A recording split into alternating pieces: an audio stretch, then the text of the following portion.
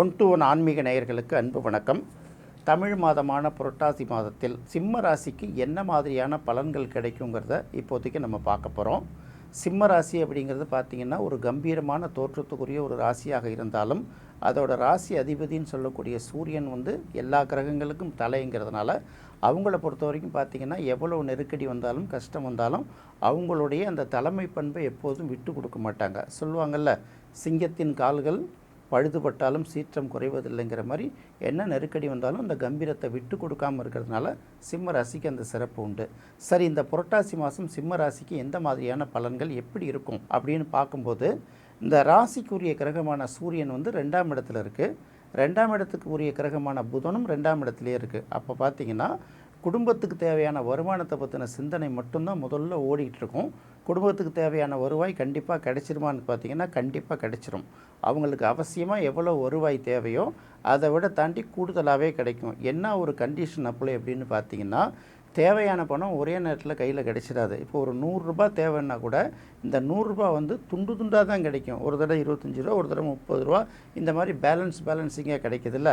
அதுதான் இந்த மாதம் முழுவதும் அதற்கான நடந்துகிட்டு இருக்கிறதுக்கான வாய்ப்பு. ஏன் அப்படி நடக்குது அப்படின்னு பார்த்திங்கன்னா, இந்த சூரியனுக்கு கடுமையான பகை கிரகம் சனி தானே. இந்த சனி மீனத்தில் உட்காந்துட்டு 7ஆம் பார்வையாக சூரியனை பார்க்குறதும், இந்த சூரியன் கன்னியில் உட்காந்துட்டு 7ஆம் பார்வையாக சமசப்தம பார்வையாக சனியை பார்த்துக்கிறதும் இந்த நெருக்கடிக்கு தொடர்ச்சியான காரணமாக இருக்கும். இருந்தாலும் இடையில் இருக்கக்கூடிய புதன் உச்சம் பெற்று இருப்பதனால இந்த நெருக்கடிகளை அதாவது அவசரமாக ஒரு பணம் தேவைன்னா நமக்கு உடனே கையிலலாம் இருக்காது, கேட்ட இடத்துலையும் வந்துடாது. யாரோ ஒருத்தங்கிட்ட கேட்டிருப்போம், அவர் தருவேன்னு சொல்லுவார். அந்த நேரம் பார்த்திங்கன்னா தர முடியாத சூழல் ஆகிடும். ஆனால் அதை கொடுக்கறதுக்கு இன்னொரு இடத்துலேருந்து ஒருத்தர் சேருவார். இதுதான் 2ஆம் இடத்துல ராசியாதிபதியும் சேர்ந்து இருக்கிறதுனால நமக்கு கிடைக்கிற பலன். சூரியன் பார்க்கறதுனால இந்த பணம் தடைப்பட்டு கிடைக்கும், ஒரே மூச்சில் கிடைக்காதுங்கிறது மட்டும் நம்ம தெரிஞ்சுக்கணும். அதுக்கு அடுத்தது பார்த்திங்கன்னா ராசியிலேயே பார்த்திங்கன்னா இந்த மாதம் சுக்கிரன் ராசியிலேயே இருக்கார்.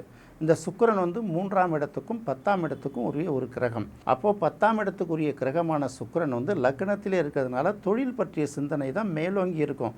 ஏதாவது ஒரு தொழில் செய்யணும். ஏன்னா ஏற்கனவே பார்த்திங்கன்னா இந்த 6ஆம் இடத்து சனி, கண்ட சனியில் பார்த்திங்கன்னா எல்லாருமே மரத்தை ஒரு உலுக்கி விட்ட மாதிரி லைஃப் சிம்மராசிக்காரர்களை ஒரு உலுக்கி விட்டுருக்கோம். அதனால் சொந்தமாக ஒரு தொழில் செய்யணுங்கிற சிந்தனைகள் உருவானால் கூட அந்த சுக்கிரனோட கூட இருக்கக்கூடிய கேது இருக்குது இல்லையா, அது ரொம்ப டிஸ்டர்பன்ஸ் கொடுத்துரும். அதனால் அவசரப்பட்டு சொந்த தொழில் செய்வதற்கான முயற்சி எடுக்கிறத சற்று ஒதுங்கி இருக்கிறது நல்லது. இன்னும் சொல்ல போனால் பார்த்திங்கன்னா, இந்த 7ஆம் இடத்துல போன வருஷம் 2 வருஷமாக இருக்கக்கூடிய சனி கொடுத்த தொல்லையை விட ராசியிலே இருக்கக்கூடிய கேது இருக்குல்ல, அது ரொம்ப தொல்லையை கொடுக்கும். இதுலேருந்து விடுபடணுன்னா மனம் ஃபஸ்ட்டு ரிலாக்ஸ் ஆகணும் இல்லையா. இந்த ரிலாக்ஸ் ஆகிறதுக்கு என்ன பண்ணலான்னு கேட்டிங்கன்னா, வெள்ளிக்கிழமை தோறும் அல்லது ஞாயிற்றுக்கிழமை தோறும் அனந்த பத்மநாப சுவாமியை வழிபடுறது கொஞ்சம் அந்த மன உளைச்சல்லேருந்து விடுபடுவதற்கு உங்களுக்கு ஒரு நல்ல வழிவகுக்குங்கிறத மட்டும் ஒரு ஆலோசனையை எடுத்துக்கோங்க. அடுத்தது பார்த்திங்கன்னா, சிம்ம ராசிக்கு 9ஆம் இடத்துக்குரிய கிரகம் 4ஆம் இடத்துக்குரிய கிரகமான செவ்வாய் 3ஆம் இடத்துல உட்காருது. இந்த 3ஆம் இடத்துல செவ்வாய் உட்கார்றது ஒரு வகையில் நல்ல பலன் தானே. இதுக்கு முன்னாடி யாராவது வெளிநாடு போகணும் அல்லது வெளியூர் போகணும்னு ஏதாவது வேலை முயற்சியாவோ தொழில் ரீதியாவோ ஏதாவது திட்டமிட்டிருந்தீங்கன்னா அந்த பயணம் வெற்றிகரமாக முடியறதுக்கு அதிக வாய்ப்புகள் இருக்குது. பொதுவாக 3ஆம் இடத்துல செவ்வாய் இருக்கிறது சிறப்புங்கிறத விட 11ஆம் இடத்துல இருக்கக்கூடிய குரு 3ஆம் பார்வையாக செவ்வாயையும் பார்க்கறதுனால ஒரு நல்ல விஷயம் நடக்கிறதுக்கு வாய்ப்பு இருக்குது. திருமணம் போன்ற சுப நிகழ்ச்சிகள் உங்கள் குடும்பத்தில் நடக்கிறதுக்கு அதிகமான வாய்ப்பு இருக்குங்கிறதையும் தெரிஞ்சுக்கணும். அதே போல் வீடு மனை வாகனம் என்ன தான் நெருக்கடி இருந்தால் கூட ஏற்கனவே நம்ம பேசி வச்சுருப்போம், வேறு வழி இல்லாமல் கடனை உடனே வாங்கியாவது அந்த இடங்களையோ வாகனத்தையோ வாங்குறதுக்கு ஒரு வாய்ப்புகள் உங்களுக்கு கைகூடுங்கிறது சிம்ம ராசிக்கு ஒரு பொதுவான ப்ளஸ் பாயிண்ட்டாக சொல்லிக்கலாம். அடுத்தது பார்க்கும்போது 7ஆம் இடத்துல ராகு இருக்குது. 7ஆம் இடத்துல ராகு இருக்கிறது மட்டும் இல்லை, இந்த ராகு குரு பார்வை செய்வதனால அவங்களோட வாழ்க்கை துணை ஆணாக இருந்தால் அவங்க மனைவி, பெண்ணாக இருந்தால் அவங்களுடைய கணவர், அவங்க பார்த்திங்கன்னா நம்மளை விட ரொம்ப இப்போ நேரத்தில் வலிமையாக இருப்பாங்க. அதுக்கு குரு பார்வையும் சேர்ந்து கிடைக்கிறதுனால கணவன் சிரமப்பட்டாலும் மனைவி கூட இருந்து ஒரு ஆறுதல் சொல்லி கை தூக்கி விடுவாங்க. அல்லது மனைவி வழியில் ஏதாவது ஒரு உதவிகள் கிடைச்சி அதன் மூலமாக முன்னுக்கு வரத்துக்கும் ஒரு வாய்ப்பு இருக்குது. இது வரைக்கும் சில வீட்டில் பார்த்திங்கன்னா ஒய்ஃபு சில வேலைக்கு கூட போகாமல் இருந்திருக்கலாம். வீட்டில் ஒரு சூழ்நிலையை சமாளிக்கிறதுக்காக அவங்க ஒரு வேலை செய்யலாம் அல்லது ஒரு தொழில் செய்யலாம். அந்த வேலை மூலமாகவோ தொழில் மூலமாகவோ அவர்களுக்கு ஒரு வருவாய் கிடைக்கும்.